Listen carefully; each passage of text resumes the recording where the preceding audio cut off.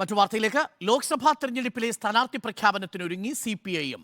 സ്ഥാനാർത്ഥി നിർണയ ചർച്ചകൾക്കായി അടുത്ത മാസം 10 മുതൽ സംസ്ഥാന നേതൃയോഗങ്ങൾ വിളിച്ചു. BJP ഉൾപ്പെടെയുള്ള രാഷ്ട്രീയ പാർട്ടികൾ നേരത്തെ സ്ഥാനാർത്ഥികളെ പ്രഖ്യാപിക്കുന്നത് കണക്കിലെടുത്താണ് CPIM നേരത്തെ സ്ഥാനാർത്ഥിയെ നിശ്ചയിക്കാൻ ഒരുങ്ങുന്നത്. കേന്ദ്ര കമ്മിറ്റി തയ്യാറാക്കിയ പൊതു മാർഗനിർദ്ദേശങ്ങളുടെ ചുവടുപിടിച്ചാണ് CPIM സ്ഥാനാർത്ഥി നിർണയത്തിലേക്ക് കടക്കുന്നത്.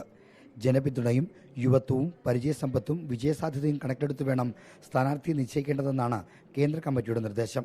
ഇതനുസരിച്ച് യോഗ്യരായ സ്ഥാനാർത്ഥികളെ കണ്ടെത്തുന്നതിന് വേണ്ടിയാണ് സംസ്ഥാന നേതൃയോഗം വിളിച്ചിരിക്കുന്നത്. ഫെബ്രുവരി 10-ന് സംസ്ഥാന സെക്രട്ടേറിയറ്റും 11-നും 12-നും സംസ്ഥാന കമ്മിറ്റിയും ചേർന്ന് സ്ഥാനാർത്ഥി ചർച്ച നടത്തും. ജില്ലകളിൽ നിന്നുള്ള നിർദ്ദേശങ്ങൾ പരിഗണിച്ചാകും പട്ടിക തയ്യാറാക്കുക.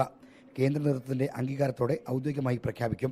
തിരഞ്ഞെടുപ്പ് വിജ്ഞാപനം വന്ന ശേഷം മാത്രം സംസ്ഥാന നേതൃയോഗം വിളിച്ച് സ്ഥാനാർത്ഥി ചർച്ച നടത്തുന്നതാണ് CPIMന്റെ ഇതുവരെയുള്ള രീതി. പുതിയ രാഷ്ട്രീയ സാഹചര്യത്തിൽ സാമ്പ്രദായിക രീതി മാറ്റി നേരത്തെ സ്ഥാനാർത്ഥികളെ പ്രഖ്യാപിക്കുന്നതാണ് നല്ലതെന്ന ആലോചനയുടെ ഭാഗമായാണ് വിജ്ഞാപനത്തിന് മുമ്പേ ചർച്ച തുടങ്ങുന്നത്. 100 സീറ്റുകളിലെ സ്ഥാനാർത്ഥികളെ നേരത്തെ കൂട്ടി പ്രഖ്യാപിക്കാനൊരുങ്ങുന്ന BJPയുടെ പട്ടികയിൽ കേരളത്തിലെ മണ്ഡലങ്ങളുമുണ്ട്. എതിർ സ്ഥാനാർത്ഥികൾ നേരത്തെ കളത്തിലിറങ്ങിയാൽ പ്രചാരണ രംഗത്ത് അവർക്ക് മേൽക്കൈ ലഭിക്കും. ഇതുകൂടി കണക്കിലെടുത്താണ് CPIM നേരത്തെ സ്ഥാനാർത്ഥി പ്രഖ്യാപനത്തിന് തയ്യാറെടുക്കുന്നത്.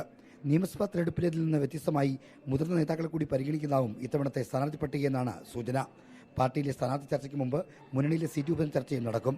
ആകെയുള്ള 20 സീറ്റിൽ 15 സീറ്റിൽ CPIM-ഉം 4 സീറ്റിൽ CPI-യും 1 സീറ്റിൽ കേരള കോൺഗ്രസ് എമ്മും മത്സരിച്ചേക്കും. 2 സീറ്റ് ആവശ്യപ്പെടുന്ന കേരള കോൺഗ്രസ് എമ്മിനെ അനുനയിപ്പിക്കലാണ് ആകെയുള്ള കടമ്പ. Reporter R. ശ്രീജിത്തിൻ റിപ്പോർട്ടർ, തിരുവനന്തപുരം.